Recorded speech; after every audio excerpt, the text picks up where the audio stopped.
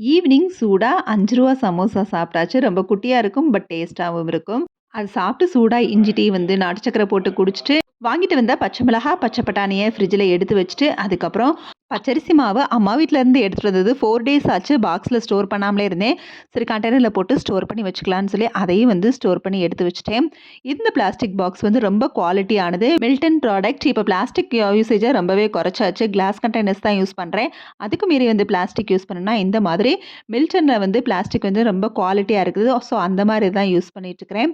Night டின்னரா வந்து சேமியா கிச்சடி தான் ரெடி பண்றேன். எண்ணெய் ஊத்தி கடுகுளுந்து போட்டு தாளிக்காம சோம்பு போட்டு பொரிஞ்சதும் பொடிசா கட் பண்ண வெள்ளைப்பூட தான் சேர்த்து, வெங்காயம், தக்காளி, காய்கறிகளை சேர்த்து, காரத்துக்கு கொஞ்சமா மிளகாய் தூளையும் சேர்த்து, கொஞ்சமா மஞ்சள் தூள் சேர்த்து வதக்கி விட்டுக்கலாம். தேவையான அளவு தண்ணி ஊத்திக்கலாம். 1 கப்புக்கு 3/4 கப் அளவு தண்ணி ஊத்தினீங்க நல்லா உதிரி உதிரியா வரும். சேமியா சேர்த்ததுக்கு அப்புறம் ஒரு தடவை கிளறி விட்டு, ஒரு 5 நிமிஷம் மீடியம் ஃப்ளேம்ல மூடி போட்டு குக் பண்ணோம் அப்படின்னா நல்லா குக் ஆகி வந்துரும்.